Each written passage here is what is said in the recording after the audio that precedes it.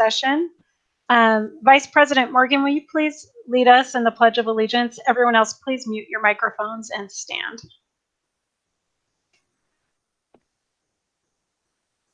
I pledge allegiance to the flag of the United States of America and to the republic for which it stands, one nation, under God, indivisible, with liberty and justice for all.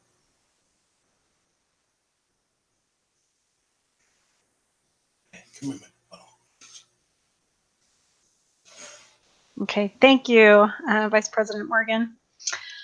Jane, will you please take roll call for us? I will. Madam President Galbraith. Present. Vice President Morgan. Present. Thank you. Secretary Scott.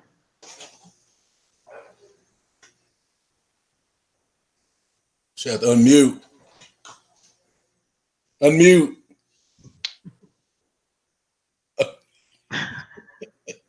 Thank you, Secretary Scott. Board Member Cullen. Present. Thank you. Board Member Coleman. Present. Thank you. Okay, we have a quorum. I want to welcome everyone. I hope everyone is doing well. Dr. Cleveland, would you like to give some introductory comments before we get going on everything?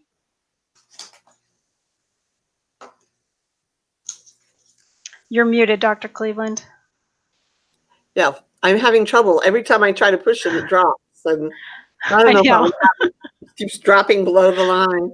I'll make my comments very brief. We have several things on the agenda. One, I'd like to make just a brief comment about instructional materials. This may be the last for a while. One of the things, despite the Yazzie Martinez lawsuit, there is quite a bit of discussion about not doing any more instructional material adoptions in the near future because of the state budget situation.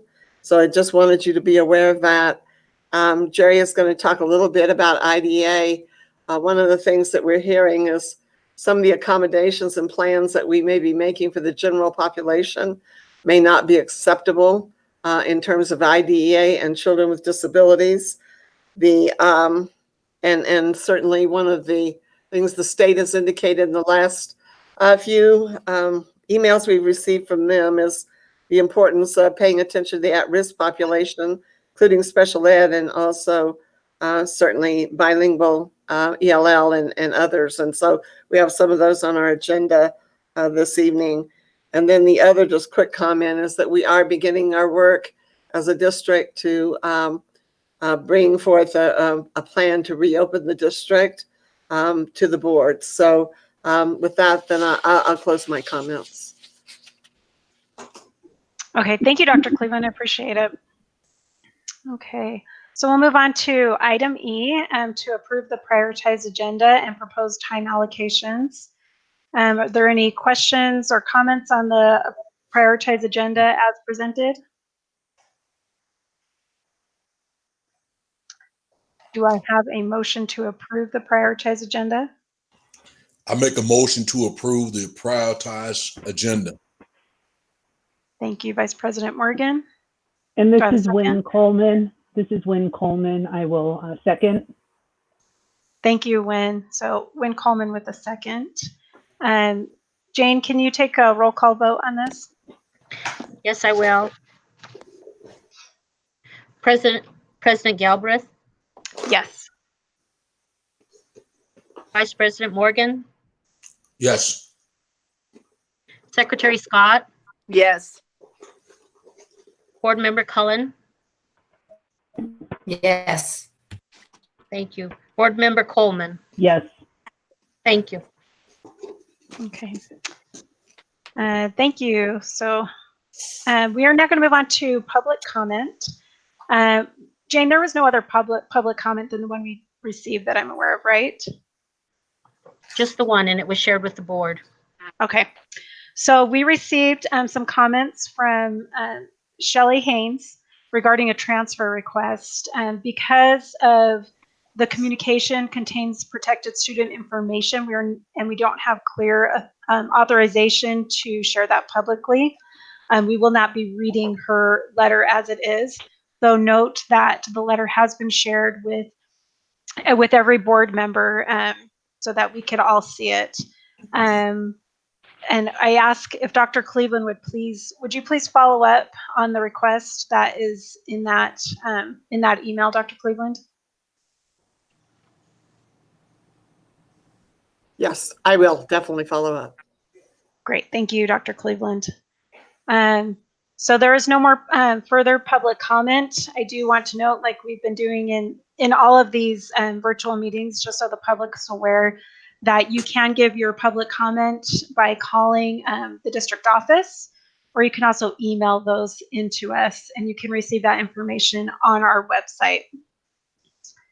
Okay, there are no reports today, so we're going to move on to item H, to approve the consent agenda. Are there any comments or concerns on the consent agenda as it's presented?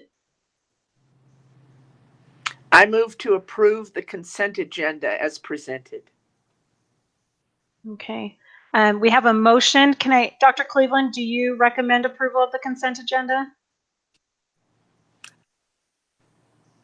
You went, there you go. Yes, I do. Thank you. Okay, so we have a motion by Secretary Scott. Do I have a second? A second. A second by Vice President Morgan. Board Member Morgan, yes. Thank you.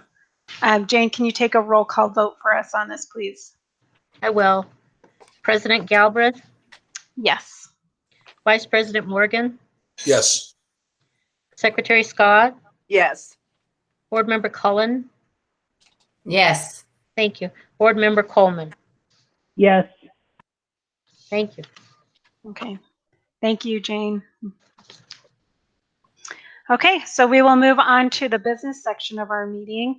Item A, I'm going to report on our closed executive session. The Board of Education met in a closed executive session on May 4th, 2020 from 3:02 p.m. to 4:54 p.m. under Section 10-15(1)(h)(2) of the New Mexico Open Meetings Act. The matters discussed in the closed meeting were limited only to those specified in the notice of the separate closed meeting. Item B, consider approval of the April 30th, 2020 unapproved board minutes. Do we have any comments or concerns with the April 30th board minutes? President Galbraith, Yes. this is Board Member Coleman. I just have a question. When I heard you reading the amount of time that we spent in the Finance Committee, this was the one that we just had prior to this, correct? No, the one that I just The one reported on before? was our executive session that we had last week on Okay. the 4th. Okay. Thank you. Okay. Any other questions or comments on anything? Okay. Do I have a motion to approve the unapproved board minutes for April 30th? I move to approve the board minutes. This Okay. is Noreen Scott. Thank you. A motion to approve by Secretary Scott. Is there a second? This is Board Member Coleman. I'll second. Okay, a second by Board Member Coleman. Thank you. Jane, can you please take a roll call vote on this? I will. President Galbraith, Yes. Vice President Morgan, Yes. Secretary Scott, Yes. Board Member Cullen. Yes. Thank you. Board Member Coleman. Yes. Thank you. Thank you. Motion carries 5-0. We now are going to consider the approval of our April 22nd, 2020 Finance Committee unapproved minutes. Are there any comments or concerns with those minutes for April 22nd? Is there a motion to approve? I make a motion to approve the April 22nd Finance Committee meeting. I'll Nope. second that. Okay, we have a motion by Jeffrey Morgan and a second by Noreen Scott. Did I hear someone with a comment?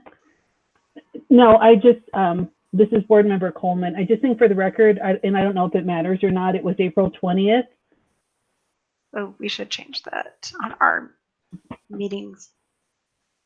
Right? This is for, was it one or the other? It says April 22nd, but then Jane, can you look that up for me? Is April that 22nd. It's April 22nd. It says in the minutes, but the agenda says April 20th. The meeting was on the 22nd. Oh, yeah. They moved it. that was the one that was moved?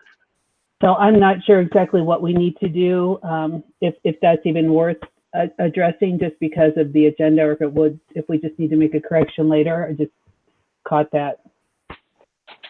So it is the 22nd, and I just crossed it out on my paper. Is that what's written? Is the 22nd, and it was the 22nd? Yes. It was the 22nd. So it's just a typo on the agenda. Okay. So, Vice President Morgan, you just amend your motion and I will amend my second. I see on my agenda it says April 22nd, and then the minutes say April 22nd. Yeah. So I'm just looking, it's probably the attachment is what I see. So that's, again, this is Board Member Coleman. So I just, it might be a moot point. Okay.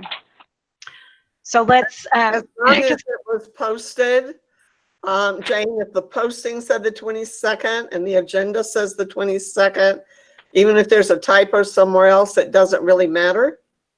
So if those two are accurate, then that's what matters. So if those two are accurate. okay. It's probably a moot point. I just caught that. So Okay. don't mean to throw things off. No, you're good. You're good. I think you're good. Are we good to carry on, Lauren, with our motion and our second? I think you are. Okay. Thank you. Jane, can you take a roll call vote on this? I will. President Galbraith, Yes. Vice President Morgan, Yes. Secretary Scott, Yes. Board Member Cullen, Yes. Board Member Coleman. Yes. Thank you. Thank you. Motion carries 5-0. So item D, consider approval of amendment number 3, contract RFP 2017-009-ADM- Sodexo America LLC. Narlene Manzanares will be our presenter on this. Good evening, President Galbraith, members of the board, Dr. Cleveland. Tonight we bring forth the approval of amendment number 3. So just to give you a little brief history, Rio Rancho Public Schools initiated the procurement for food service management company, and an award was issued to Sodexo. A formal contract was executed on June the 6th, 2017. The original terms of the agreement stipulates that the agreement can be renewed for 4 additional one-year terms. Amendment number 1 was initiated on May the 21st. Amendment number 2 was initiated on May 17th, 2019. And you currently have before you amendment number 3. We have provided you with the original contract, amendment number 1, amendment number 2, and amendment number 3. This amendment is the final amendment, which reflects a 1.5% CPI, which is the Consumer Price Index, which is normally 3%. So we have been able to negotiate the 1.5% instead of 3% with Sodexo. And towards the end of all the documents is amendment number 3. So we are soliciting the board's approval on amendment number 3 to extend the term of this agreement through June 30th of 2021. With that, I stand for questions. Okay. Do we have any questions? Let's start with Secretary Noreen Scott. Do you have any questions on this RFP? I do not. Okay. Board Member Cullen? No. Okay. Board Member Coleman? No. And Vice President Morgan? No. Okay. Dr. Cleveland, do you recommend approval of this? I do recommend approval of this. Sodexo has done a really good job for us.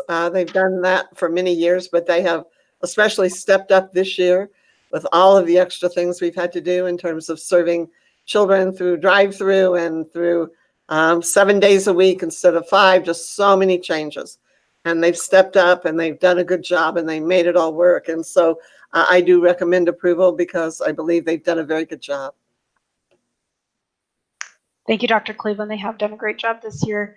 Do I have a motion to approve?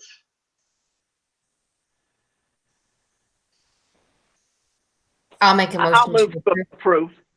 I have a motion from Board Member Cullen. Do I have a second? You have Second. a second, Board Member Scott. Okay, I have I'll go with a second from Board Member Scott. Jane, could you take a roll call vote on this, please? I will. President Galbraith, Yes. Vice President Morgan, Yes. Secretary Scott, Yes. Board Member Cullen, Yes. Board Member Coleman. Yes. Thank you. Thank you. Motion carries 5-0. Okay, we'll now move on to item E, to consider approval of instructional materials recommendation. Carl Leppelman will be our presenter on this. Yes, thank you, President Galbraith. My name is Carl Leppelman, Chief Academic Officer. And good evening. This whole process really began last spring, and the action discussion you'll be looking at tonight is really twofold. First, you'll be looking at the discussion and action for the secondary materials, and then a plan that was presented to Dr. Cleveland for the elementary materials. Before we get started with the presentation, I really want to really recognize the hard work of Luana Coleman and Nikki Ederle, also along with Elizabeth Hockamy. She's the elementary curriculum instruction person, and Karen DeLay. They put in a lot of hours and thought to really get to a process that's transparent, rigorous, and thoughtful. And so we've been recognized as a district by the PED, as well as many different publishers, that we have a really strong process. And because of that, that has helped our district to move forward. I'd also like to talk about the idea of the teachers. The teachers, I sat in on several sessions. Last week, the secondary completed theirs. And it was amazing to listen to the teachers and their thoughtfulness in terms of what they know and in terms of what they want students to know. So they really work towards consensus. When you get down to 2 publishers that are very good at the secondary level, at the high school level, it's hard, but they worked it through and they really had really good conversations. So I'll turn it over. Actually, I'd like to start the first slide looking at the purpose of instructional materials and why we follow this process. What we believe, and Dr. Cleveland believes, that no matter what classroom a student's in, they should have access to high quality instructional materials. And so this whole process really is around the acquisition and really the identification of those materials. That process is clearly delineated and will be later in the presentation. It is really built around the Common Core state standards and additional district resources. They used different kinds of rubrics across the nation looking at those high quality materials. And these will really guide us, our work in terms of students. And I think the key here is not only rigorous, but engaging. So we want students to really have real world applications, not just bookwork. We really want students to have not only the skills, the concept, but application of those concepts. So they were looking at those types of criteria as well. And finally, ultimately, you want students to be prepared for college or a career. So the way we'll go through this tonight, Lawan will go over the secondary piece and then entertain questions. And then Elizabeth Hakami will go over the elementary piece and entertain questions. So, Mrs. Coleman. Good evening, Madam President Galbraith, members of the board, and Dr. Cleveland. We're breathing a big sigh of relief that this adoption process has come to a close. There was a lot of pivoting and a lot of uncertainty about getting through it, and so it's really feels good to have it done. Guiding all of our work are those three main themes on the right-hand side of the slide about having a systematic and transparent process that, as Carl pointed out, that we're really quite proud of, and that it's one that is led by teachers. And talking to publishers and other colleagues around the state and teachers around the state, that's not often the case. And sometimes district level makes that decision. And so we're really proud of the process that we have in place that values teacher input, and that it's teachers that make this decision. And well-informed teachers, as Carl said, for sure. We also value the process itself. And so when we closed school in March, there was a lot of talking about how we were going to finish this process in a way that was clear and transparent and that met the demands of what we had set up before. So I think we achieved that. The next slide, please, Jane. Some of you have seen this slide many times, but it grounds all of our work. So a guaranteed and viable curriculum, or a GVC as we call it, is something that we hold near and dear, and that means that what teachers are teaching and students are learning is grounded around a written curriculum, and that written curriculum is then taught and assessed, and you can have those arrows going either direction because it's a guaranteed and viable curriculum. And that idea exists that the materials we pick become our written curriculum, basically, using standards that are in the center of the drawing, and that everything centers around those three components. And so that is kind of at the heart of the work that teachers do when they start evaluating materials. The secondary, you can go to the next slide, Jane. The secondary adoption team worked so hard, as did the elementary, but I know more about that secondary team. And they're made up of teachers from every school, so we have every school represented and every grade level represented. And as well, special education, independents, of course, and then we had instructional leaders and administrators. And I want to make just one more shout out to Nikki.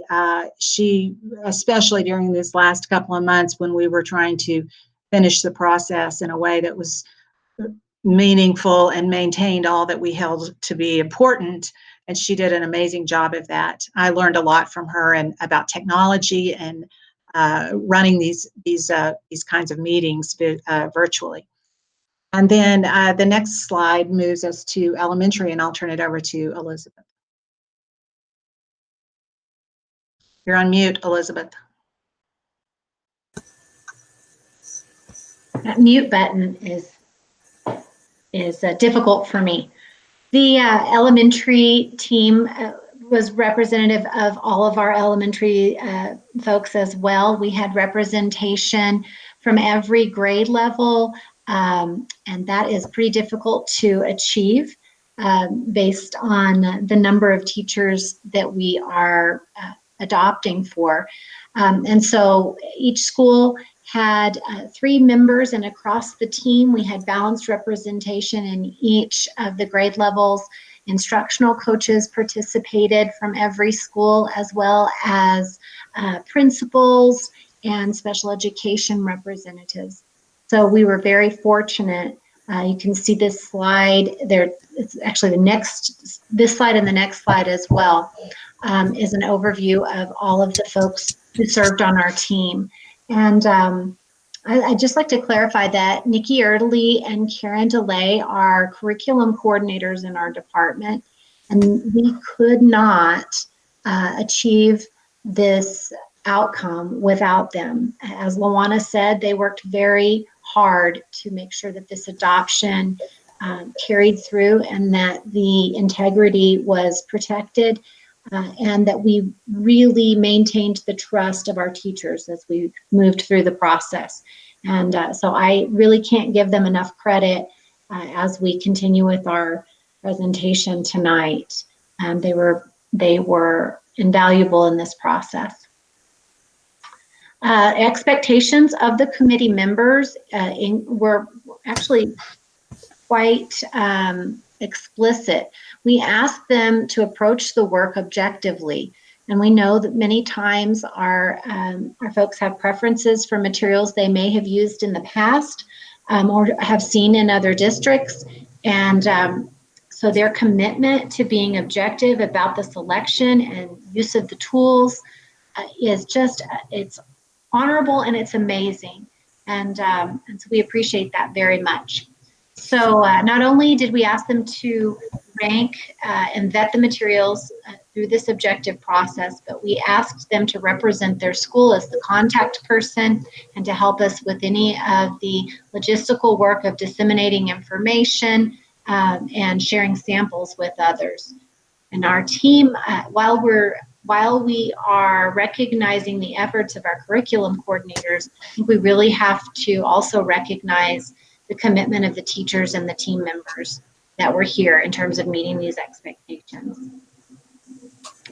We follow a systematic process every year for the instructional materials adoption, and it begins with a deep dive into the standards. We want to make sure as we start this process that we're all starting on common ground and that our knowledge and skills are deeply embedded in the standards for the content that we are selecting for. And so we begin with professional learning around that. Then we move into looking at the tools and the rubrics that we use for the selection process, and we'll talk to you about those in just a couple of slides. And then we begin a review of the materials, and that can take several meetings to really look deeply at each of the selections, not only to find evidence that there's alignment to the standards, but to look for the rigor and the pedagogy and instructional processes that are associated with every set of materials. And then after that vetting occurs, we invite vendors and solutions providers to come and present to our teachers in person, and that gives teachers an opportunity to interact directly with representatives from the companies and to review those materials with that level of support. And that brings us to the end of the adoption cycle, where we make a recommendation to you all. And after that happens, we move into an implementation phase. And so Luana will describe a little bit about what that looks like in the next few slides. All of this work really centers around the guaranteed and viable curriculum, as Luana said. So just revisiting this slide one more time to remind you that tonight we're talking about the written piece. So these are the materials that provide teachers with the information they need to plan instruction for our students and to guarantee that no matter what classroom a student is in, they have access to high quality instructional materials that are culturally responsive and aligned to not only the content of the standards, but the rigor as well. And so with that being said, we are focused this year on the Common Core State Standards for Math. And those standards are made up of content standards that lay out the major work for every grade level, K through 12, and as well as supporting standards that support the conceptual development and the procedural understanding of those content standards. And then we have the standards for mathematical content, which is really standards that are laid out to describe the habits of mind that students must have as they interact with materials and that we need to be thinking about in terms of their understanding of the content. So those math practices include these areas. This is just a slide to give you a quick visual. Oh, Jane, I'm like 3 slides past you. I apologize. I'm watching my own presentation. So we want to, there we go, one more. Thank you. This slide, go back one, please. Thank you. This slide is a visual for you that outlines those mathematical practices.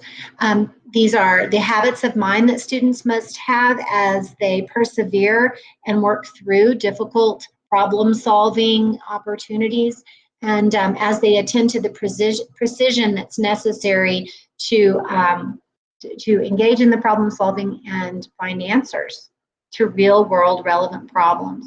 There's also reasoning and explaining, and so we want students to be able to reason both abstractly and quantitatively, but we also want them to be able to construct viable arguments and to critique the reasoning of others. We want students to be able to model with mathematics using the appropriate tools and to be able to select strategically which tools will help them in that process.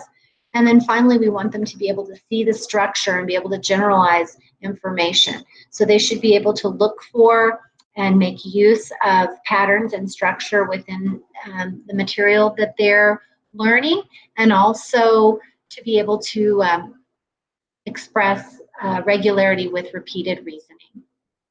So as you can see, we're not only talking about the content standards students need to master, but we really had the task of identifying materials that helped them secure these important habits of mind as they interacted with the materials. Okay, Jane, ready for the next slide. Finally, there are 3 shifts in instruction that are associated with the Common Core Standards for Math, and that is to have focus. Focus on going deeper into the standards at each grade level or in each content area, rather than trying to learn a more broad set of standards across the years. We look for coherence across grade levels so that students are building on previous knowledge and deepening their understanding of conceptual math problems. And then finally, we're looking for rigor. We want to make sure that our materials not only represent the conceptual understanding and fluency that students need to be successful mathematicians, but they also have to be able to apply with equal intensity the knowledge that they have. And so it's not just about quickly going through and being able to demonstrate proficiency, but really having a deep understanding of how math works and how numbers work together. Luana, would you like to talk a little bit oh, actually, this is mine. Let me talk to you a little bit about the tools that we used to vet the materials, looking for the components of the standards that I just mentioned. So we are really also very proud of the rubrics and the tools that we've identified to help us in this process. We not only look at our own materials and our own rubrics, but at state and national evidence as well. So we begin with Ide Reports, which is a national independent nonprofit that rates programs and in their alignment to the standards. So when we begin to select materials for this process, we want to make sure that they have passed all the gateways in Ide Reports. because that can help us know that we're looking at things that are fully aligned to the standards. But we also really value the process that the New Mexico PED has put into place, and they've strengthened their adoption process over the past few years, and it's become much more rigorous. And so we referred to the PED rubrics and materials reviews throughout this process. And then finally, we used two tools from another nonprofit called Achieve the Core, which is an organization that really supports and lifts up districts as they work toward implementation of the Common Core standards, both in math and in ELA. And so we have the Equip rubric, which helps us look deeply at lessons to ensure the alignment to the standards. And then the IMET tool, which is another rubric that takes a more broad view of a set of instructional materials and its alignment to all of the things that I mentioned: the content standards, the mathematical practices, and the instructional shifts associated with those things. And finally, we ask our committee members, Jane, if you could advance one slide. We ask our committee members to use a set of levels of certainty, and these were developed and came from a grading practices book that we found several years ago, but we've repurposed these levels of certainty over and over again for the committee work that we do. It really helps with that expectation of staying objective, especially when our solutions providers come to us with lots of bells and whistles and fancy things that might distract us from what we are really looking at in terms of the instructional materials. So we ask them to, as best as possible, stay up here in level 4, using a preponderance of evidence to make their decisions. And so we look at qualitative data, we look at quantitative data, we get feedback from our stakeholders through a process of an open house. And technology has really helped us in the past few years because we've been able to extend that open house to anytime, anywhere participation, and to also extend the use of our sample materials to our adoption team members and others as well. And so the level of participation across the district has grown over the last few years. And that brings us to the secondary process. I'll turn it over to Luana. Thank you. So the monthly meetings, which it's been interesting over the years of 15 years of doing an adoption every year. I told the math teachers I would just like 1 year off. And so Dr. Cleveland was kind of giving that suggestion that may happen. And now I'm like, what? And I don't think so. But we've refined the process, and we used to meet monthly in full person meetings for the whole day. And we've gotten much more streamlined at the process due to really a lack of sub funding or subs and opportunities for teachers to be out full days. So we have met that need by having some virtual meetings even before we had to, and some after school things and using in-services. And so as Elizabeth was saying, we start by setting the stage and reviewing the standards and making sure that all the teachers that are on the committee have a level of understanding about the standards, the shifts and the rigor and the expectations from that document or those documents that we want to drive our decision making. Then we began to look at materials. This year, we were blessed with riches of materials. 6 publishers for middle school that met all of the key criteria for our rubrics that we were looking at, the state and the Ed Reports, and 7 for high school.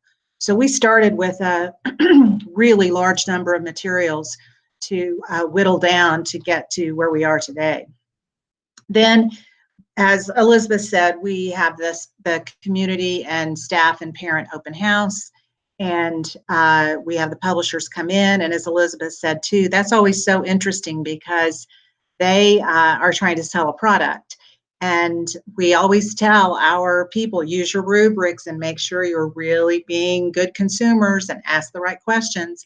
And that's always nice to watch them do that very thing. So the publishers come in, and then we narrow it down even further. And then we had just finished publisher presentations when we were sent home. And so the next couple of meetings really were about narrowing down and deciding on finalists. And then finally, you can go to the next slide. We had this year, and I think it was really the process that helped us get there, but between middle school and high school, all but one vote unanimous for Pearson Envision Mathematics, which is now no longer Pearson. They've been sold to a company called, let me see if I can get that right. It's Savvis, and they tell us that it started with Savvy and Us, so Savvis, which used to be Pearson. So unanimous by one vote, middle school Envision and high school Algebra 1 Geometry and Algebra 2. And what some of the things they liked about this program was the depth of resources, the way they start they have videos that start each lesson or unit, I guess. They get kids involved in problem solving right off the bat. It has a really rich digital system, which it was interesting. The teachers were saying, we don't want to make a decision based on where we are right now, but it doesn't hurt that this program has a really nice and effective digital learning system and opportunities for intervention, meeting students at whatever level they are, advancement, assessments that can be altered, changed for reassessing and meeting some of the grading practices standards. And so they felt like it was a whole package that they were really excited to begin teaching with. And this goes back, the last math adoption 6 years ago, there was one program that met the expectations of the Common Core. So we've come a long way, and I think teachers are quite excited. We also have, Jane, if you'll go to the next slide, that are non-core in our intervention programs. And so those also are getting new materials, and that is our upper level math as well as our math intervention. And math intervention, middle school, we use a program called iReady. We will continue with that. We've had really good success with that program, as well as our intensified algebra for 9th graders. And we'll see how that goes this year because our new program has some intervention modules that we may be able to use. And then, of course, the advanced programs. So that's where we are. And the next slide, with your approval and with funding, that's the big one, I guess. We will begin submitting requisitions. We're working on numbers now, getting enrollment numbers for each school and summer training. Savvis has said they are ready for virtual training, and Nikki has been already planning some curriculum planning virtually, and we'll be ready to move forward. And then next year, and we've been doing this for the last couple of years, is having an implementation team. And this really helps with having a smooth implementation of new materials, and that is meeting with teachers monthly to help them in planning, to help them look at assessments, to help them develop their PLC protocols and work with the new materials. And so we'll continue doing that next year in whatever form next year takes. And I think that's it. Back to you, Elizabeth. Thank you. Thank you, Luana. So for elementary, we have a very similar process to secondary in terms of our timeline. And so you can see that we engaged in the same types of work. We spent the first 2 months with a study of the standards and deeply understanding what it was we were looking for. And then we looked at 6 programs using the IMET rubric, grade band, feedback from schools, and information such as that to narrow down to 3 finalists. In February, we had 3 presentations, one from what was formerly Pearson, and then Eureka Math, and moved on in March to our presentations for Bridges Mathematics. And I should say we also had a presentation for ZERN, an intervention program, and moved on in March to our presentations for Bridges in Mathematics, and then had a little bit more time to debrief pilot lessons and work with the adoption team to narrow down our focus to 2 finalists. And those finalists are Bridges in Mathematics and Eureka Math. Eureka Math is our current math program, and the program that Lawana mentioned as being the first fully aligned program to Common Core Math. And so our team is very familiar with Eureka, but going into this process, they were very committed, as we've said before, to those expectations and worked very hard to stay objective throughout the adoption process, throughout the vetting process. And then our school closures happened. And so Jane, I'm going to move to the next slide now. When those closures happened, it left us with quite a bit of work to complete. And we could have moved forward with this work, but we had some things to consider. One, well, before I tell you the considerations, let me quickly review what we were missing. We did not have an opportunity to dive into individual math lessons in our 2 final programs, both within Bridges or within Eureka Math. And so that was missing. Another piece of this process that we find to be extremely valuable is the Socratic Seminar model that we use to make sure that every member of our adoption team has a voice in this process. And so not only do our very vocal advocates have an opportunity to speak to their preferred program, but we're giving our folks who are a little bit more reserved in their advocacy an opportunity to speak to their rationale as we move forward for a final vote. And so we think this is very important in terms of equitable opportunities to represent the schools. And then we would move to a final recommendation for cabinet and for the board. And that all culminates in a plan for implementation and professional learning, just as Lawana spoke about. And so with all of that work left on the table, we could have moved forward to finish the adoption process virtually, but we also needed to consider that in elementary, our teachers are teaching every content area. And so with the school closures happening and looking into the future at what possibilities we're going to face in terms of implementation and learning a new program, while at the same time making up for learning loss in our classrooms that may have occurred over this period of closures, we reached out to our elementary principal team for feedback and guidance in terms of moving forward. There are also some rather large initiatives that are coming from the PED next year that will move forward and will be implemented, including training for structured literacy, professional development, and for a dyslexia screener. We're moving to a new system of support in our state that moves away from the response to intervention model and is going to implement a multi-layered system of support for students. All of these things are wonderful initiatives, and we are excited to participate because we think they will be effective in terms of raising achievement for our elementary school students.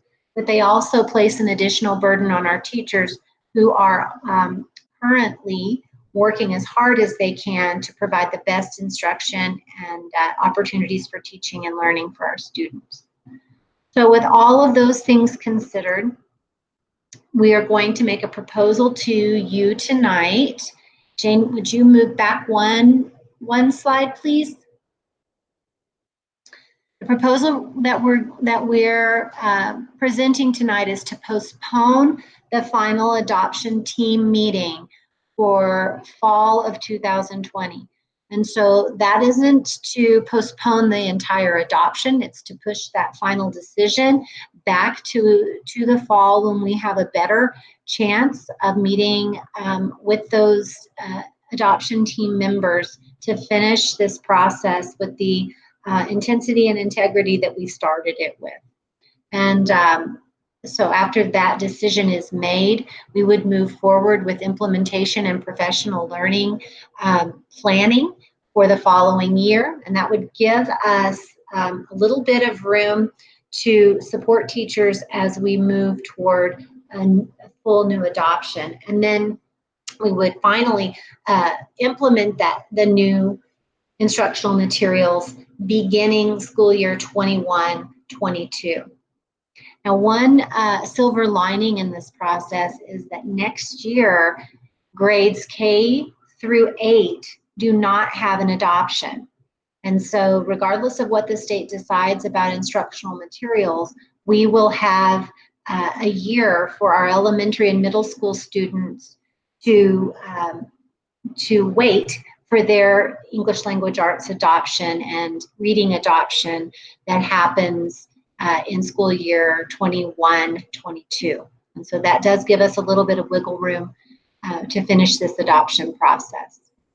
And in the meantime, we'll continue. Jane, would you forward one slide? In the meantime, we will continue our implementation and use of our current instructional materials, which are Eureka Math and also Zearn. And so Zearn is the adaptive digital tool that aligns to Eureka Math. Our teachers are familiar with both of these products and are currently using them to support learning during the school closures. Another benefit of this process is that Eureka Math is going through a revision process, and so an updated edition will be coming out, and our teachers have received information about that, and so they're taking that into consideration as they move through the vetting process, and this will actually prevent them, if they were to select Eureka Math, from implementing one program and then shifting to the new edition the following year.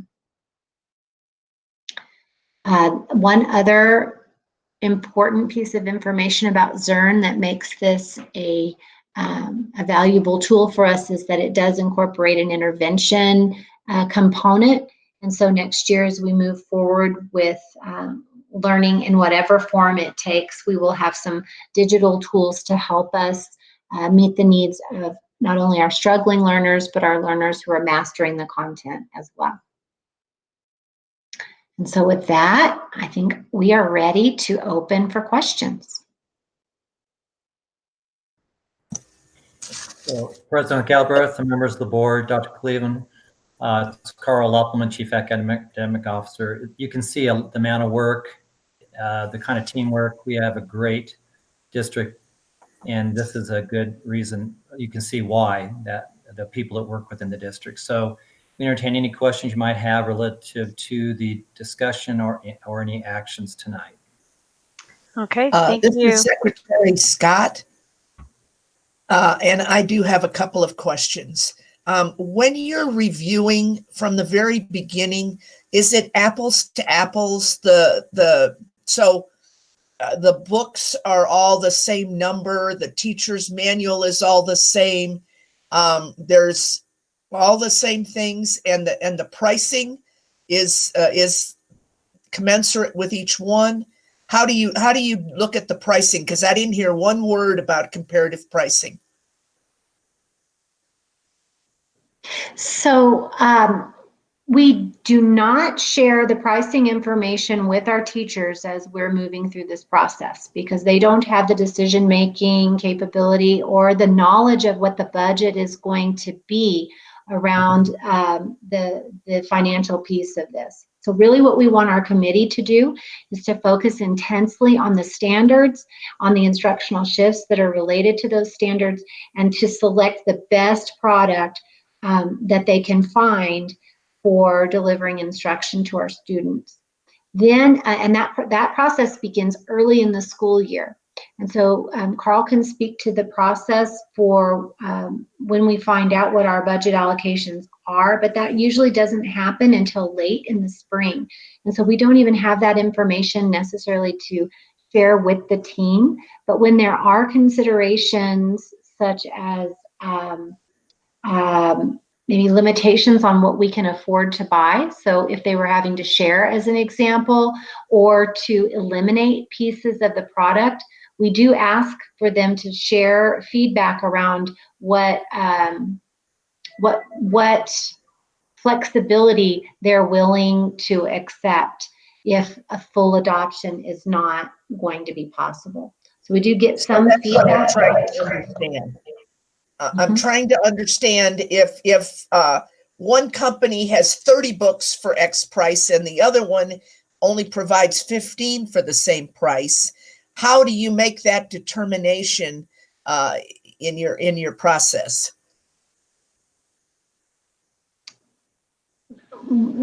That's not the way the materials are usually priced. So they go through a pricing agreement as part of the process for the state adoption. And then after that occurs, we do have a spreadsheet that lists item by item what the cost of each of the materials are.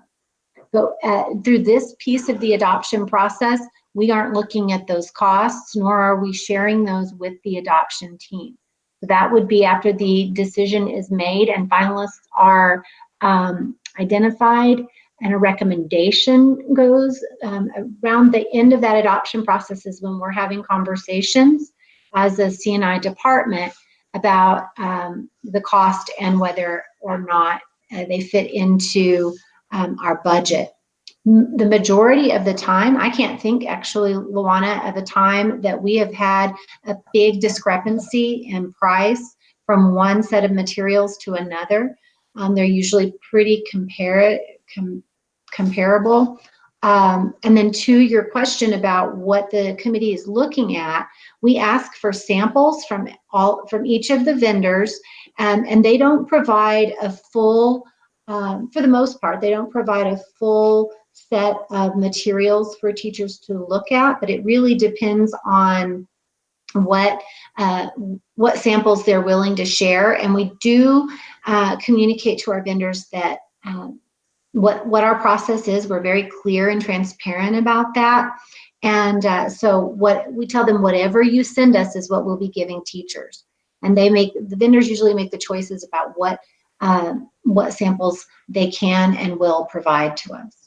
Secretary Scott. I guess I'm sorry. Yeah, Secretary Scott. Yes, Carl, this is Secretary Scott. Carl, this question is for you. I guess I'm not making my question clear.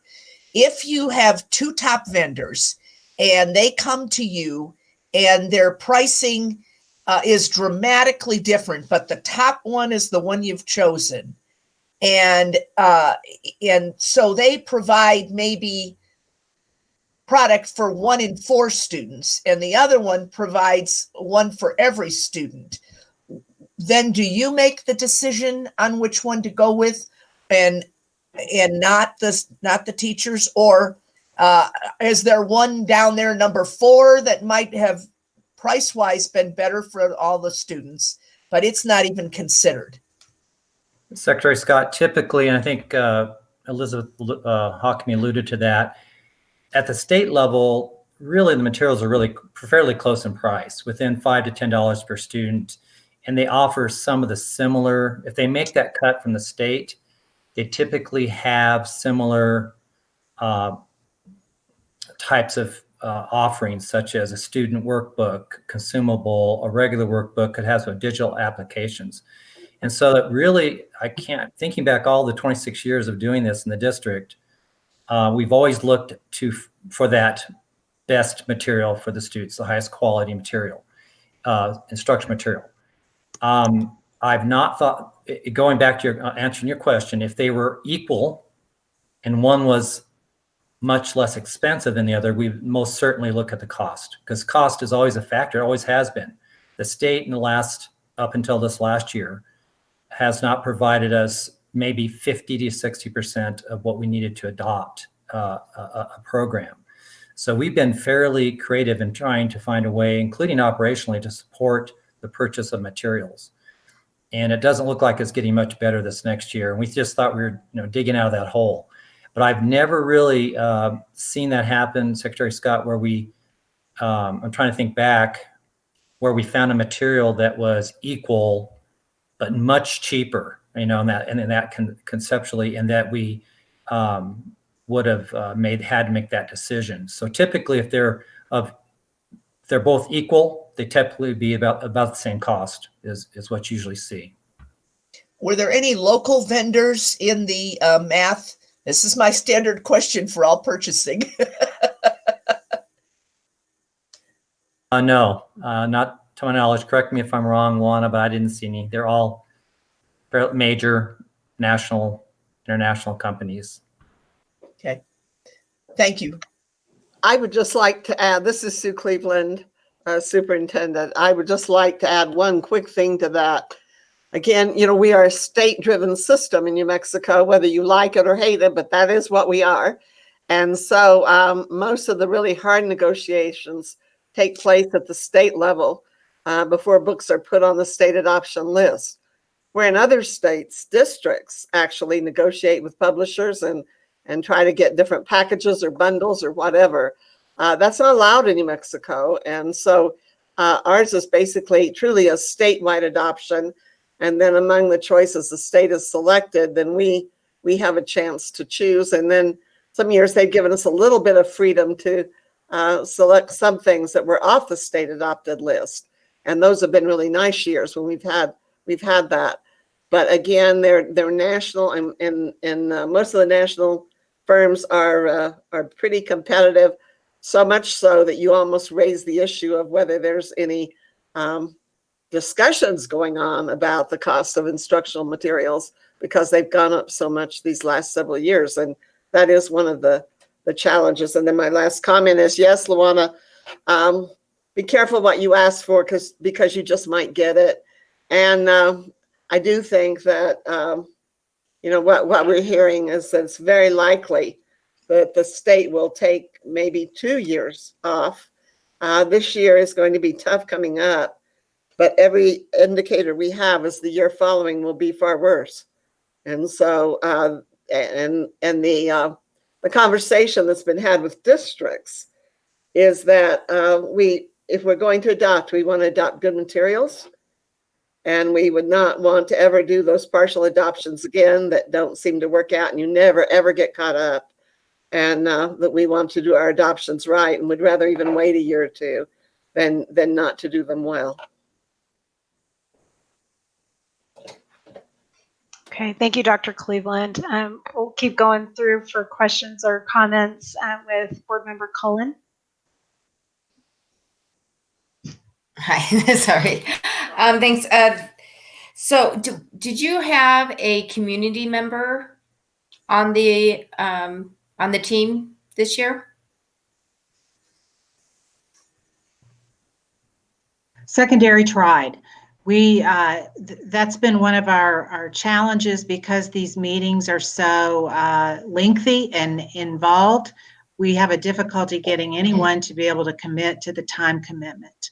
So no, we did not. We had the community and staff evaluation, and we had the materials up on our websites, because so much of it is digital now, and had opportunities for people to respond that way. And how are you getting the information out? I know we've had this problem in the past, and per our policy, we are to invite a parent or a community member to be part of the team. And so I don't know how we could accomplish this, because I know we've had this problem in the past before. Yeah, we get names from the schools of parents that are involved or serve on PTAs, PTSOs. We send out through the newspaper and the social media, and we post it on the website. You know, and I think our participation in the open house has become more and more successful. And so in the future, we may want to look at that as a more viable option for participation of community members and parents. In terms of the time commitment, we had at least 30 people provide feedback who were not members of the Rancho staff. And so really being able to offer access to the materials digitally rather than asking people to come in and look at hands-on samples, but then also providing them the opportunity to do that if they so choose, has been more and more successful every year. And what we like about that is it gives community and community members and parents the opportunity to come in and not only visit with committee members through the process, but also to visit with our teachers and other community members who are coming to the open house.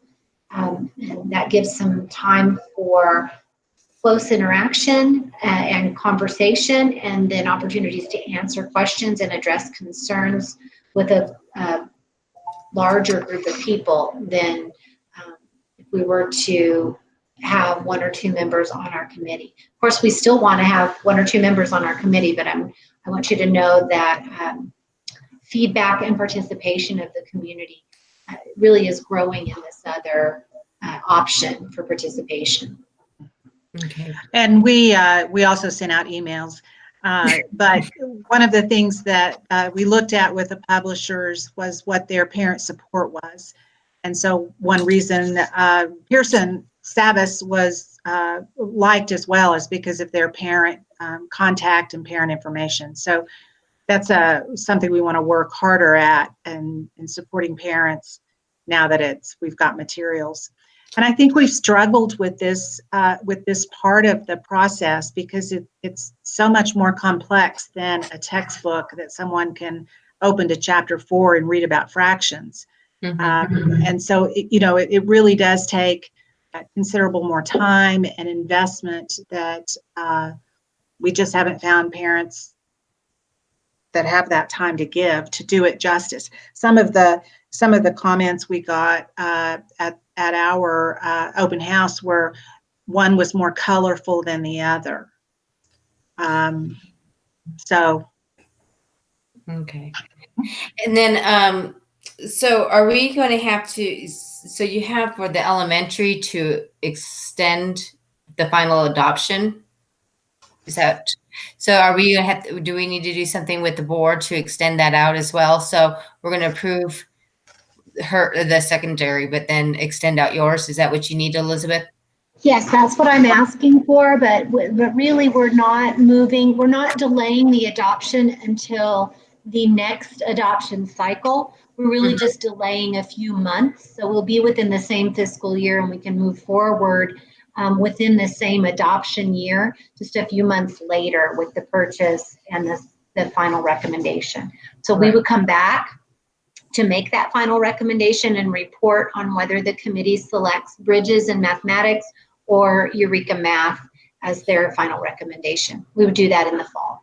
And then Luana, you're in, so we can go ahead and move forward with yours then. So that'll need to be a separate. Okay. So I just wanted to make sure that we're all on the same page here on the board members.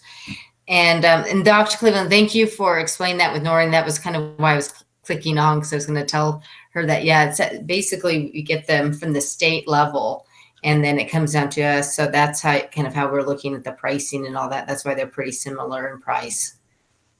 So thank you. That was all I had. Okay, thank you. Before I get more comments and questions, I did want to say that I was really excited as I saw who were on your committees. I know a lot of those teachers who were on those committees. They have taught my children, and they are spectacular math teachers. So you guys did a great job getting them in there. And I know a lot of them too. I know we want more community involvement, but I know a lot of them do have children within our district who are receiving these same materials. So I think that's a good thing too. So Wynn Coleman, would you like to give some comments or have some questions? Yes, this is Board Member Coleman. I do have a question, probably directed to the other Ms. Coleman. When it comes to looking at curriculum between the comprehensive high schools and independence, because comprehensive is on semester, independence is on quarter, are there any challenges that you've experienced in the choice of curriculum for the two differences? Yes. So as Carl was mentioning, our last meeting was this Socratic Seminar where teachers virtually had 90 seconds to identify the program that they liked the most and why it met the demands of that we had set. And one of the independence teachers that was on the committee, one of the reasons he liked Pearson or Savas so much was because it's adaptability to the schedule. So they definitely were looking at that, and some were more easily flexible for the quarter system than others, and this one was. Okay, and that is so important for our students at Independence because their calendar is different. So thank you. Yeah. Thank you. And Vice President Morgan. I got a question, but I don't know how to ask it. So let me think about it, Yeah. Time is limited, Vice President Morgan. Well, here's what they have a budget amount in there or what this is going to cost. But do they have a budget? I mean, I just see what they're asking for. And again, I'm new to this. I thought maybe a budget would have been in here, kind of detailing out why they asking for that $1.25 million. That's so. Do you have that by any chance? You could send it to me later. That's fine. But I at least want to see the breakdown, if you don't mind. Vice President Morgan, Carl Luppelman, Chief Academic Officer. I'll try to take a stab at that. Today, during the Finance Committee, when you're looking at the budget, Mike Baker and myself did budget $2.5 million into both the K-12 adoption, and that number came from a $1.1 million, a little over that approximate cost at the secondary, and a 1.25 at the elementary. It's typically more costly because of all the math manipulatives and such that come with the elementary costs. So that's a great question, because oftentimes my staff will be asking me, well, Mr. Luppelman, how much money do we have? Luana actually and Elizabeth asked me that all year long. And I say, well, I don't know until spring budget. And so at spring budget, we got the number. And that number is $1.5 million, Vice President Morgan, that the actual state put into the SEG. So to actually adopt these materials, we as a district are going to have to look at how we would pick up those additional funds of close to $1 million. So yes, we did budget. Do we have the money? That's another question. So we will only know that until if there's a special session and they cut us 5%, we might squeak out and get some of it done. 10%, probably half of maybe just elementary or secondary. And then if it's 15%, I think what you saw Mr. Baker's numbers a week ago, it looks like we lose all of that money. So I think it really has a lot to do with what the special session looks like. This is Sue Cleveland. Superintendent, let me add one more thing to Vice President Morgan's question. If it sounds like kind of an absurd process, it really is, because we don't know going in. And so we're kind of flying blind until we get that number. And so many years we don't get enough, and they know we don't get enough. And so that was part of the Yazzie Martinez lawsuit. It's one of the very specific rulings that Judge Singleton stated was that we were not paying for what we needed, and that if a book cost $100, you don't give the district $35, which is what they did one year, and expect the school districts to make it up, because we simply don't have it, to make it up. So they've done really much better the last couple of years in trying to give us an allocation that comes very close. But I can tell you historically, we have had to make up shortages in textbook adoptions for a long time. So that goes to Secretary Scott's question about money. Of course, we're always concerned about money. It's always a factor in everything we do. But we have tried to get the very best materials we can. And I think our teachers and our administrators feel it's one of the reasons that we do well academically, is that we have tried to get materials that are very closely aligned to the standards and closely aligned to the things that students must know and be able to do. But it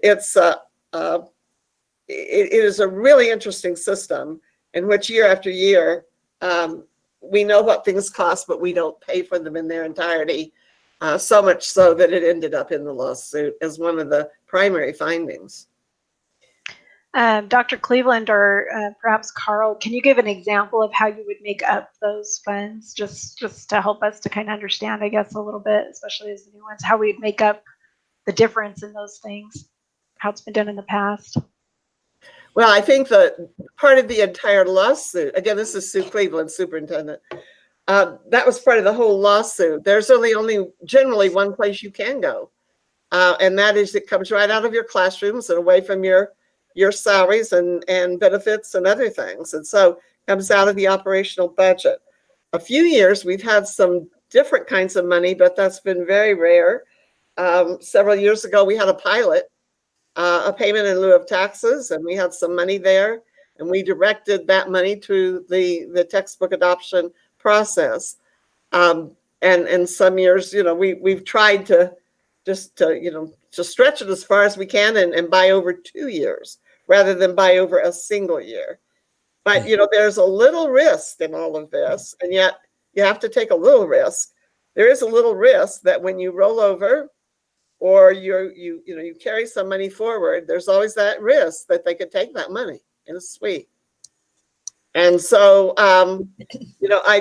but they have told us over and over this year they're not going to do that. And so I'm hopeful that they're going to be true to their word, and that's not on the table, and they're not looking at sweeping cash balances or any other money that we have in the bank right now. This is Secretary Scott. Good. Let me let Carl go. Go ahead, Carl. go ahead. Go ahead, Nat. President Galbraith, you asked for an example. When Don Schlicky was board president, I believe we had money we took money from operational to add to the allocation we received from the state. We also had some money from the county that the county had received from Intel in terms of employment. So we actually consolidated some dollars, and then we found a way I did actually have some a little bit of carryover money to add to that. This year we will not have any carryover money. One of the reasons for that is that we don't. I agree with Dr. Cleveland, trusting the state that they send me an email, and they have, saying they will not take those monies. I'm not certain of that because it's happened to me, I think, 3 times now. So I think that's a concern I have when I hear that. But I think I would not recommend not funding the instructional materials. I think it's so important that we might look at other program or other ways to balance the budget, depending on what the state does. And hopefully the state doesn't come back and cut us too much. And one thing I'd like to add is that if this is a 6-year adoption. So if it's only going to get worse in the future, I hate to use that term, our state budget gets worse in the future, Vice President, I see you laughing there. And it probably will, and we'll come out of this recession later than anyone else, possibly. That's happened in the last recession. I think we should do all we can to purchase these materials, knowing that going forward, math is critical for our students. And if they don't have access to it, it's going to hurt us long term and our students and our families. Absolutely. Okay, thank you. Was there another Wynn Coleman? Go ahead. And I believe Noreen was going to say something before me, or Secretary Scott was going to say something before me, so I don't want to cut in front. Thank you, Board Member Coleman. Yes, I still, and this is, I'm sure because I'm a new board member. So you're saying that the 1.25 million is spread over 6 years. So we pay it now, but we use it over 6 years. Or are there replacements that are required of these books? And how does all of this work? Because we're looking at a budget number that doesn't include, how does this break out? I mean, there's math, there's reading, there's all these different things, and I'm trying to understand how it breaks out in the budget. Well, yes, it does have, for example, Eureka's consumable every year, our mathematics current program, and there's a cost to that, and that's divided over the 6 years, as well as Zern. So Zern is a digital application. So if we adopt Eureka again, that would be spread over 6 years, much like we just completed science. In science, we have consumable, replaceable, refillable items that go in those science kits. So that would be over a 6 year period. And that's why the state went to a 6-year kind of a cycle. Secretary Scott is to adopt the material and then it replaces over the 6 years, including digital components, because of the cost to that digital component every year. Because even because digital, it's still a cost associated with that. So that's the process the state has followed. Next year's 912 ELA, so it won't be as large of an adoption. This is a very large adoption this year.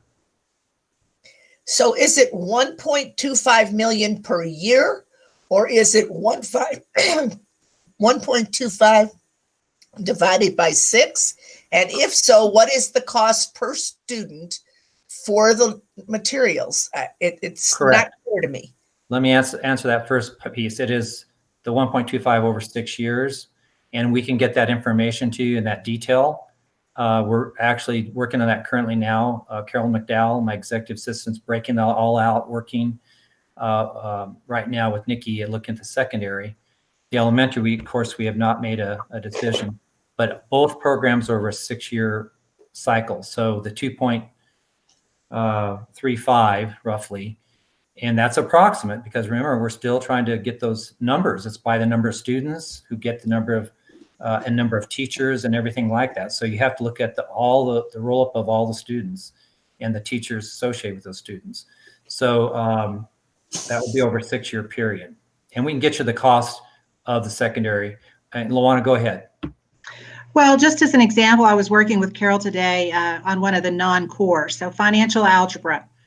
And there are approximately 250 students registered for that course. So the materials that they ask for come bundled with a textbook and digital license for 6 years.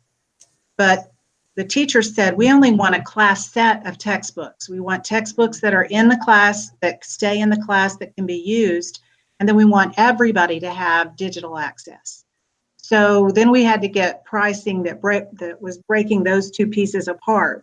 And I think the bundle was like 106 per book. Well, it was the book and the online, and the online only was like 85. So that if that gives you some sort of kind of comparative conversation. Yeah. The other thing that I want to point out is that if we don't get to adopt next year, the ELA 9 through 12 is a consumable, and that adoption will be over this next year. What do you mean by it's a consumable? The students write in it. I So see. every year, even that we paid for it for 6 years, but every year we get a new set of books for the students. Mm. So if we didn't have an adoption next year, we would have to figure out some way to replenish those books for students. This is Secretary Scott again for Luana Coleman. So let me understand, in the case of a consumable book, then is there additional cost in each year for the books again, or is that just the flat in the adoption? Yes, this is Luana Coleman, and that's correct. The adoption is the total amount for the 6 years. Now, if we have increased enrollment, we have to purchase more, but we get a set number every year for the life of the adoption. Thank you. You've made it so much clearer. Yes, thank you, both of you. Thank you. It's complicated. It really is. Yeah. Okay, Board Member Coleman, go ahead. Yes, this is Board Member Coleman. What I also wanted to ask if you could address, I know one of the challenges over the years have been when we are purchasing hard copy textbooks, yet curriculum is updated electronically, and kind of how you've looked at that when it comes to the decision as far as spending. So if you can address it. And I come from that where a parent was trying to get online and help their student, and the textbook that they had was so many years old that they didn't even have the updated version when she went online. So are there ways that we're looking at that to make sure that does not happen, or how do you address that when it comes to the difference between hard copy versus electronic? Board Member Coleman, this is Luana Coleman. And what's interesting now is that most of the publishers are going to the kind of consumable material that they replace then every year. And then, of course, the digital presence is so important. So the exceptions would be social studies or history books. And they, too, have just built the digital presence up so much that it's almost,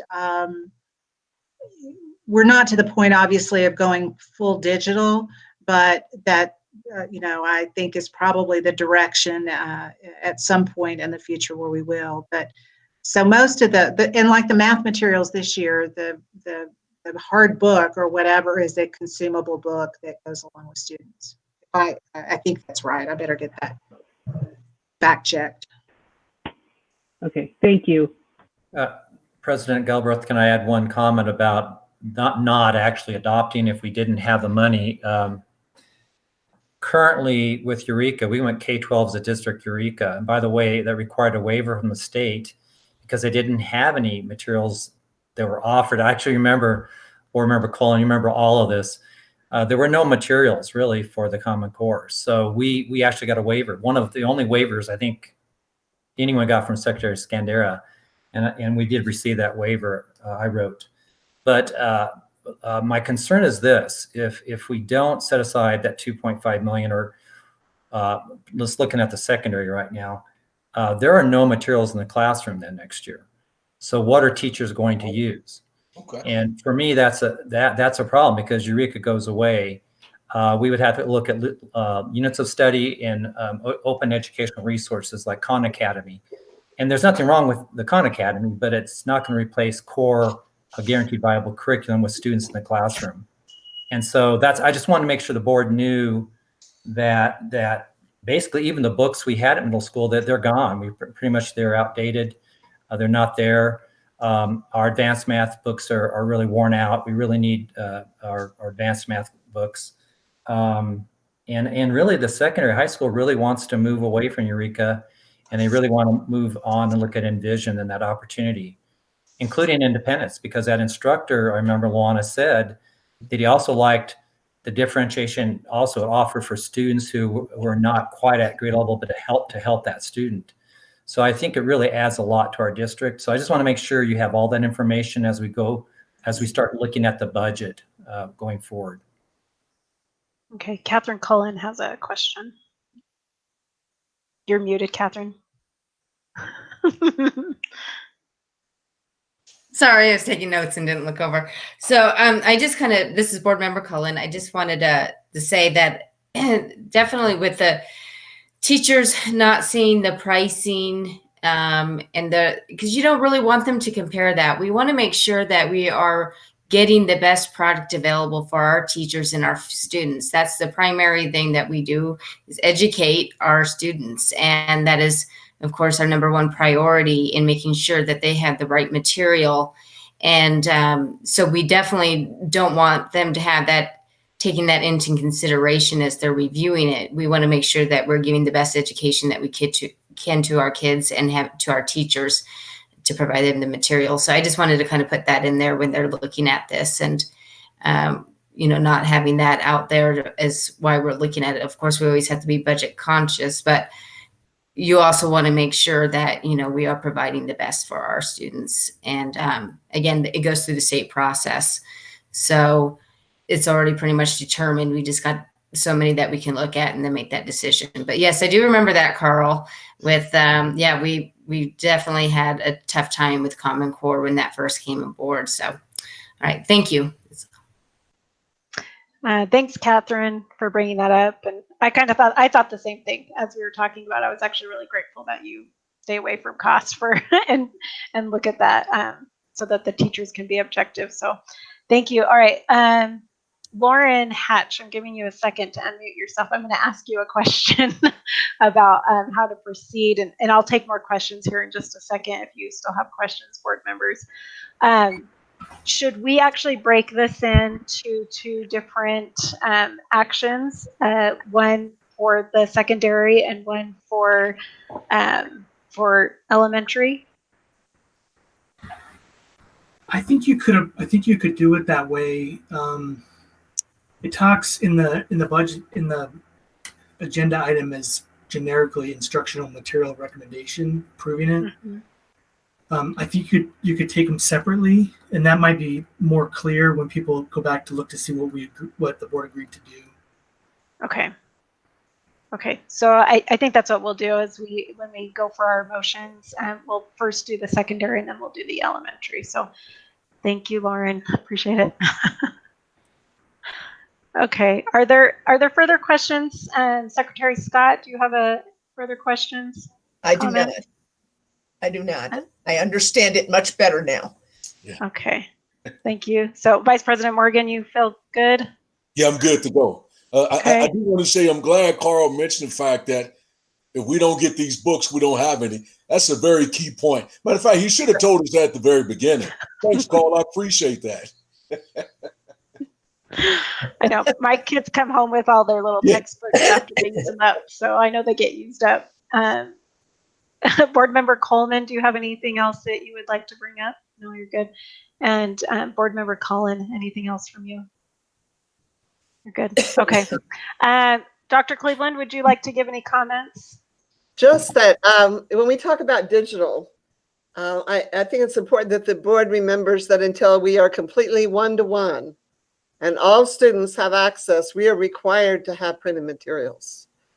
And so at the point when you can guarantee that every child, regardless of socioeconomic or whatever, has access, then you can move strictly to one-on-one.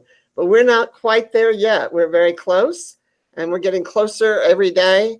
But then, there are just some teachers who prefer to have a classroom set for reference as well. But if we do want to go full-time digital, which for a lot of reasons makes a lot of sense, you have to actually guarantee that you don't have any student that is disenfranchised because they lack the connectivity to be able to access and use those resources. So we're close, but we're not quite there. Okay. Thank you. Thank you for that.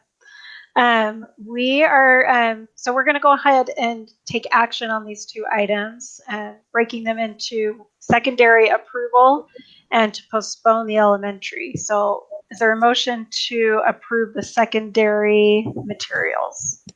This is Catherine Cullen. I so make the motion to approve the secondary materials. A second. Board Member Morgan, second.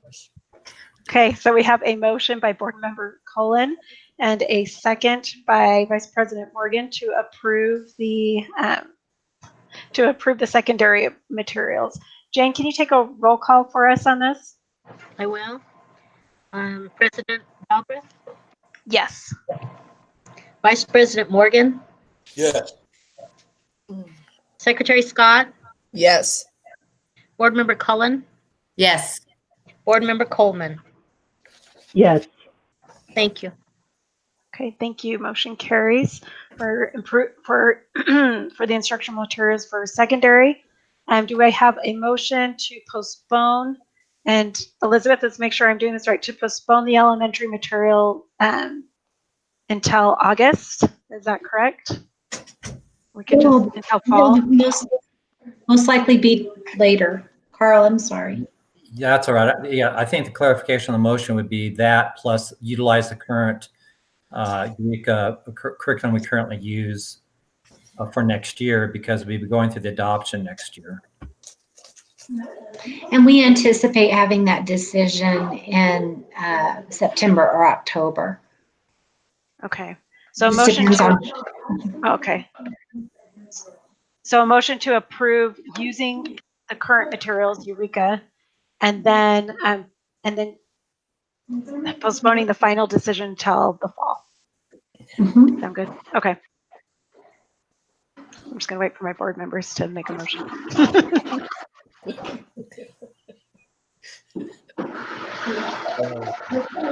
I so move just what President Galbraith said. Yeah, to make There you go. into the fall of for the decision for the final adoption and to use the current materials through 2021. I'll second. Okay, so a motion by Board Member Cullen and a second by Vice President Morgan. And Jane, can you take a roll call vote on this as well? I will. President Galbraith, Yes. Vice President Morgan, Yes. Secretary Scott, Yes. Board Member Cullen, Yes. Board Member Coleman. Yes. Thank you. Okay, thank you, Jane. Motion carries 5-0. Thank you all for all of your hard work and everything you've done and answering all of our many questions and everything. We really appreciate all that you've done. So thank you. Thank you for your support. Okay. I always like when you guys present because I can sit and just relax for a few minutes.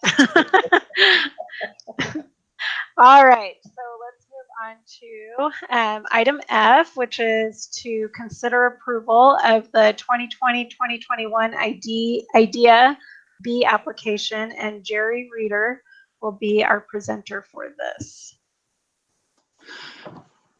President Galbraith, Dr. Cleveland, members of the board, and I'm just presenting our IDEA application tonight. The IDEA application is to provide funding for the excess costs of providing special education and related services to children with disabilities. The IDEA nationally covers about 14.6% of the cost to cover education for students with disabilities. When Congress originally initiated this, they had promised 40%. So the push every year for many, many years has been to try to get them up to that 40%. And, it still hasn't happened yet. And so in rural Rancho, we sit at approximately 14%. We receive that about 14% of federal money as well.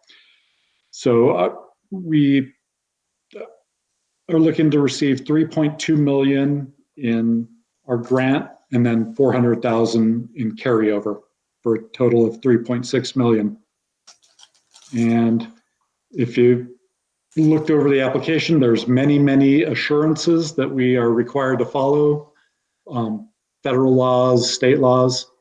And, that's basically, when we fill out this application, we're saying we are going to follow through with those commitments for that funding.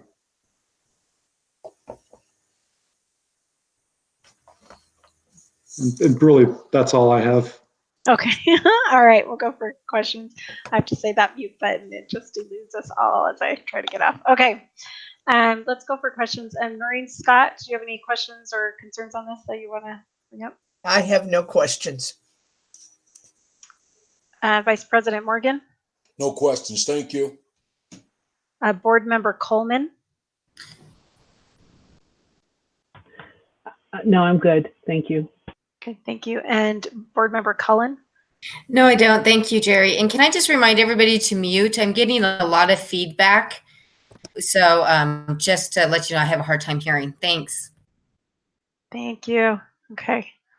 So if there are no questions, do I have a motion to approve the 2020-2021 IDEAB application?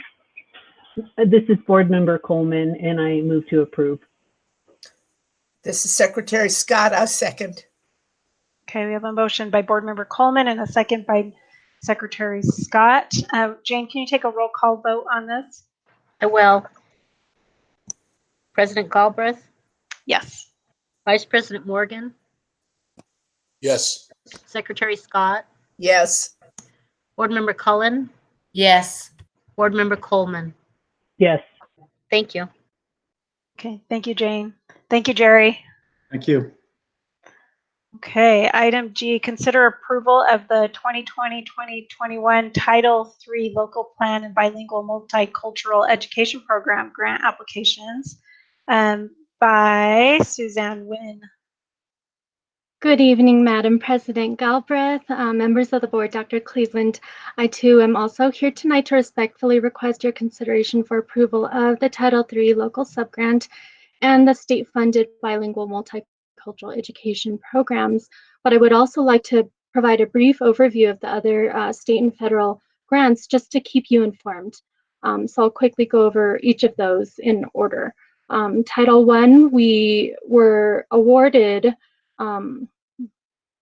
the same amount that we were last year, and a big reason for that is the COVID-19 pandemic. So this is what the state went with, just the number that we were awarded last year.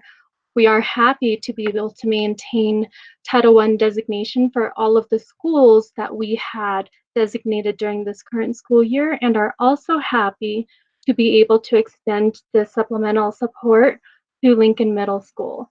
So that will bring us to 8 elementary schools, 3 middle schools now, and Independence High School. Our free and reduced lunch numbers remain around the same, 38% compared to 39% district-wide last year. And again, I just really want to stress that we're happy to be able to extend the supplemental benefit to more families within our community at those schools. Title II is about providing professional development opportunities for educators and administrators, and that can look several different ways. So we are receiving a slight increase in Title II awards for this year.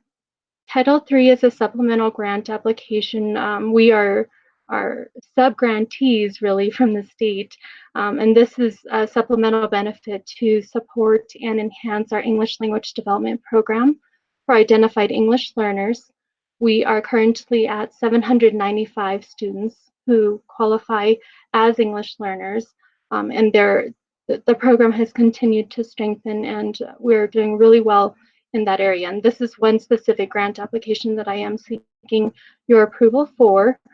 It's a fairly small dollar amount. However, we've been able to really leverage this to supplement the existing programs that we fund operationally at our schools to support our English learners. So the bulk of the grant dollars this year have been written toward a refresh plan toward the technology used with our English learners. So we do have a fairly strong technology program at all of our schools to begin with, but the challenge with that is that our English learners have their general education classrooms as well as additional EL supports.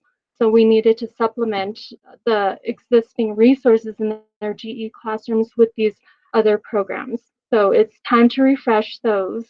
When we had first purchased the Chromebook devices and then last year Clary boards for all of our programs, they were really new. The Chromebooks were purchased about 3 years ago, but now it's time to refresh because as quickly as technology is updated, those have become out of date now. In Title IV, we have an increase with that award. It's to be thought of along the lines of a distant relative of Title I. It's to supplement the Title I program. So you've got your basic program, then Title I supplements that, Title IV supplements that even further. So a slight increase there. Our Title VI grant application is a direct federal grant. to provide supplemental supports and resources to our Native American students. And that is a per pupil targeted program contingent upon the students having a 506 form on file with us, only once collected during their entire educational career. What I would like to point out here is that we do have, as of May 7th, and I'm sorry, that should be 2020, 929 of our students have primary race as Indian or Native American. And when you look at students with a combination of Native American in any area of race or ethnicity, that brings our number to 2014.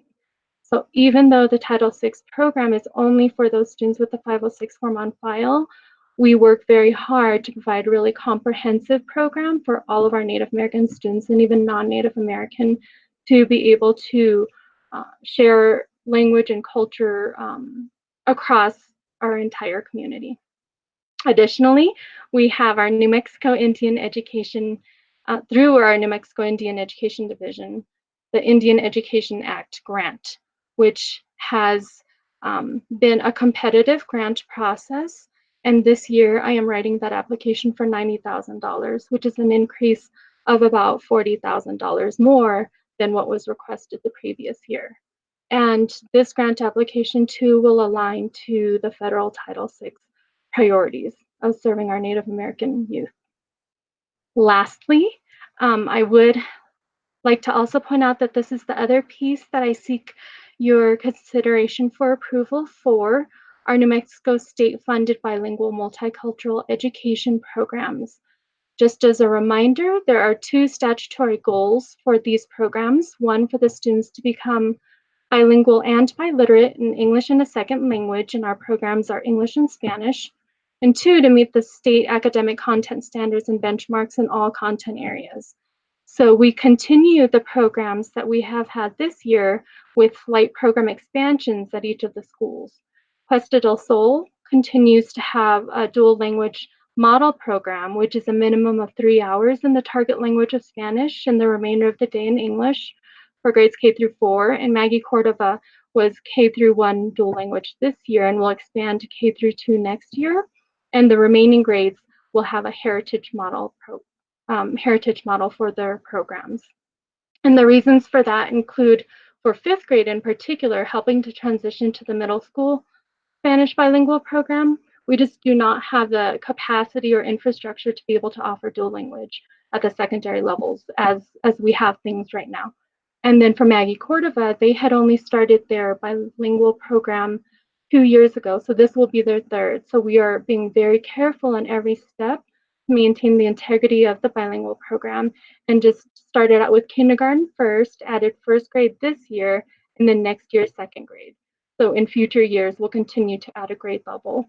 And then heritage model programs, in addition to those elementary specific grades that I had talked about, include Eagle Ridge Middle School, Rancho High, and Sioux Cleveland High School, as well as enrichment programs at those schools, extended even into language and literature AP programs. I am happy to entertain any questions that any of you may have. Thank you, Suzanne. Secretary Scott, would you like to give any questions? I have no questions. Thank you. Okay, thank you. Board Member Cullen? I don't have any questions. Are we going to need to do this as a 2 separate motions, one for the Title III and then also the other one bilingual, since they're 2 different sign pages, 2 different applications? So you want them as 2 different ones? Suzanne? I'm going to have to defer to Lauren for that. I think like the it probably would be easier if we handled it, more clear if we handled them separately, since they're 2 different applications. Right. Yeah. It was just put on the same line. So I thought I'd clarify because I figured we probably want to for the minutes. Okay. Thank you. Thank you, Board Member Cullen. Oh, and if I may, I'm sorry, President Galbraith. One more thing that I would like to share with this board is that we have an existing and continued partnership for equitable services with St. Thomas Aquinas School. And also this year, we are adding Gospel Light Baptist Academy. So we're really excited for that new partnership. Thanks for sharing that. Okay, Jeffrey Morgan. No questions. Thank you. Thank you. And Wynn Coleman. Well, I'm good. Thank you. Thank you. I don't know what I'm going to do when we go back to normal board meetings and I don't have everyone's names right in front of me on the on the board. It's really nice. So, okay, if there are no more questions, is there anything else, Suzanne, that you want to add or anything? No, thank you so much. Thank you. I'm sorry. No, you're good. And Dr. Cleveland, is there anything else that you would like to add on this? Just a comment that the state has made it very clear that even as we're going through this budget reduction and all of the challenges that we're facing, the meeting the needs of our high-risk students, especially students that are linked to the title programs, is still one of the state's top priorities. And so they're continuing to look at that. And then, you know, in addition to that, which is probably good news for us, they are trying very hard to maintain the funding in these areas and reduce funding maybe in some other areas that support our federal dollars. So, you know, this continues to be a very high priority for New Mexico, partially due to the Yazzie Martinez lawsuit, but I think more importantly to the administration and to the leadership of PED right now. And so these line very nicely with those state priorities. And so I just want to thank Suzanne for her hard work on this. Forgot to thank Jerry, but going back, thank Jerry too. But thank you for your hard work, Suzanne, on pulling this all together. All right, thank you. And that was my fault, Dr. Cleveland, for forgetting to ask if you had anything to say when Jerry presented. So sorry about that. Okay, and thanks again. Yes, thank you for all your hard work. So we're going to break this into two different motions or two different approvals. One for the approval of the 2021 Title III local plan. Do I have a motion for that?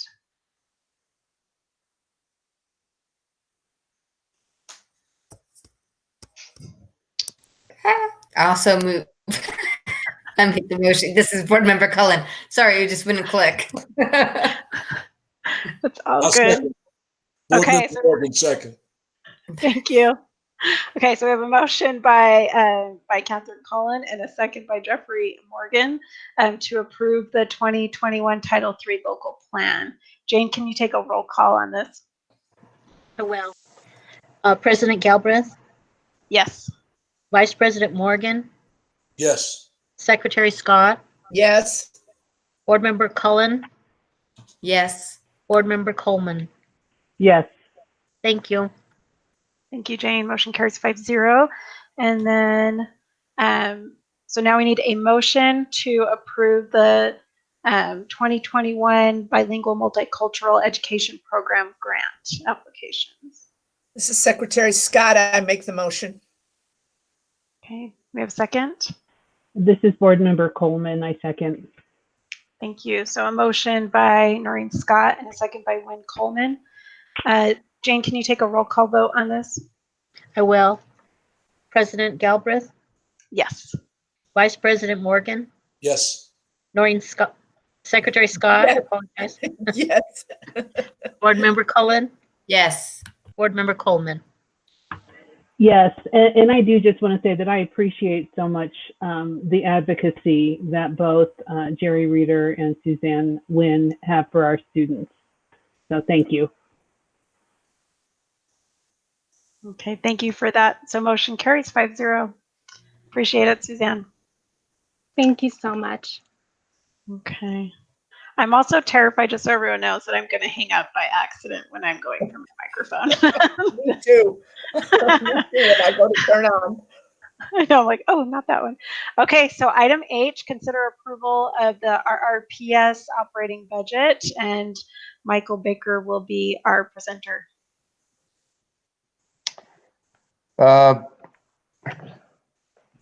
Madam President, school board members, Dr. Cleveland. So we have presented on 2 occasions to the Finance Committee the operating budget for the 2021 fiscal year. We have balanced the budget and demonstrated to you that the budget was balanced as required by PED in conformance with the 2020 legislative session. As I indicated earlier today, that it is extremely likely that we will have to revise this budget, hopefully before July 1. That revision will come back to the Finance Committee for another recommendation.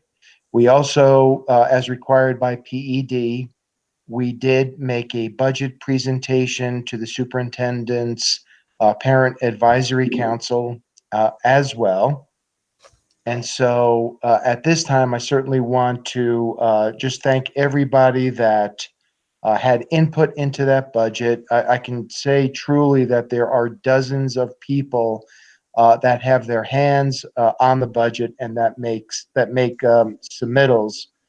Certainly the finance department, led by Arlene and Heather, had a great deal to do with the budget, to include Hortensia.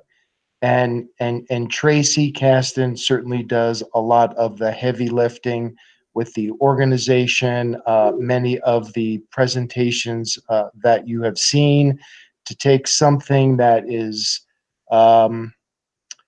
fairly complex and with many components, and try to boil it down to its simple format where it's easy to understand. And our budget team, I just want to thank them for doing such a great job. So at this time, I will open it up for questions. Okay, thank you, Mike. We'll start with Secretary Scott. This is Secretary Scott. I have no questions at this time. Okay, thank you. Board Member Cullen? No, just Mike, you mentioned that it did go through the Parent Advisory Board Committee. Yes. Okay. And so I don't have any other questions. I just want to thank everybody. I know Tracy does a great job of answering my questions while I'm going through them. So I really appreciate all her help. And I know it, and it's, like I said before, it improves so much, even more so in the last couple of years. So even the changes this year, really, it makes it very understandable as we're going through it. So I appreciate it. Thank you, Board Member Cullen. Okay. Vice President Morgan? No questions. Thank you. Thank you. And Board Member Coleman? I don't have any questions, but I do want to say thank you to everybody. This is a monumental task to take on. I appreciate everybody's effort and resilience as you're going through the process. And Dr. Cleveland, do you have any comments? Just to reiterate for anyone who might be watching this, that this is not the budget the district will operate under this next year. This is the budget that we are required to submit based on statute and on the work of the last legislative session. But when the special session convenes, we've already been told there will be major changes to this budget. That will put a huge burden on the staff who have to go back and revise this in very short order. And certainly for the board that, when we bring this, you have to decide, what areas we will reduce, and there will be some reductions. But nevertheless, I think it's been a really good process. And I think it gives us a chance to really look at everything. My heart wishes that this were the budget, because I think it is a very good budget. And I think this would have been a very good year had we been able to actually use this budget. So, but we will be very careful and thoughtful, as we've always been, as we look at reductions and try to keep them as far away from the classrooms as we can. And hopefully they will meet in June so that this can be done early enough that we can start making the cuts soon enough that it won't be so hard later on to have to cut in, additional funding. But I just add this, everyone's already said thanks to everyone who worked on the budget. All right. Thank you, Dr. Cleveland. And it's a monster. And unfortunately, it's not done because of all of our changes. So thank you to all who worked so hard on that. I just want to remind, after we go through these, our motions for approval and everything, that board members, we need to, I think everyone has set up times with Jane to sign. So just make sure we don't forget to go into the district office and to get that done tomorrow. Okay, do I have a motion to approve the operating budget for 2021? This is Board Member Coleman. I move to approve the budget as presented for 2021. Board Member Morgan, I second. Secretary Scott, I'll second. A couple seconds. Thank you. Okay, so Board Member Coleman for the motion, and second by Jeffrey Morgan for the operating budget of 2021. Jane, can you take a roll call vote on this? I will. President Galbraith? Yes. Vice President Morgan? Yes. Secretary Scott? Yes. Board Member Cullen, I'm sorry. Yes. Thank you. Board Member Coleman? Yes. Thank you. Okay, thank you. Motion carries 5-0. Are there any, Dr. Cleveland, do you have any additional comments or anything before we close today? I would like to ask the board to tentatively hold in June. Our two meetings that are scheduled are June 8th and the 22nd. I would like to ask you to tentatively hold the 15th as well. We are going to be bringing to the board some proposals for how next year will actually operate as we reopen schools. And we have committees. I will bring you a general overview of that on June the 8th. And but I think to hear all the work that's being done and the decisions that have to be made, we are probably going to need an additional board meeting in June if we have enough board members to accomplish that. So if the board is open to that, I'm asking that you also hold June the 15th so that we can present those proposals. We really have to be ready in terms of any changing, restructuring, whatever, by the end of June to make it a reality by the 1st of August. So I am asking that you put the 15th on hold as well. Hopefully we can have all of the board, but certainly hopefully at least a quorum of the board so that we can move forward with those plans. Okay, thank you for a heads up on that. So with that, our advanced planning is just announced will be June 8th, a regular board meeting, and there may be some other dates here. Yes. Board Member Catherine Cullen is trying to get your attention. Sorry, I'm now reading my paper, so I can't see you. Go ahead, Catherine. Sorry, I had raised my hand. I didn't know if you had noticed it. I was just wondering, with this whole COVID-19, are they requiring wet signatures on this, or would they not allow electronic signatures? Mike or Dr. Cleveland? Just because I'm surprised they're requiring wet signatures during this time to have people come in. I mean, I have no problem coming in, obviously, but I'm just wondering if they're not requiring it just due to this virus, so that not everybody's coming into the office. I believe that you do have that option, and so let's verify that. Member Cullen, there may be a couple that are still require a full signature, but I know they're being much more flexible right now, and so let us get back with you on that, because I think you may be right. I think in some of the areas, the one that I doubt you can waive on will be the budget, but maybe Arlene has something that she would like to say about that. Yes, I do. Board members, this is Arlene Manzanares, and what PED has directed us regarding electronic signatures for these forms, especially the budget approval, is that we must have an electronic policy in place, electronic signature policy in place, which we do not have at this time. We may need to look at that then and get that on Yeah. get that on the agenda. Okay. Yeah, I agree. We should probably get that on agenda soon so we can. I don't Okay. know if things are going to be changing. Thank Thank you. you. Is there Thank you, anything then. else from anyone? Okay. Thank you. So then with that, we are adjourned. Thank you so much, everyone. Thank you. Thank you.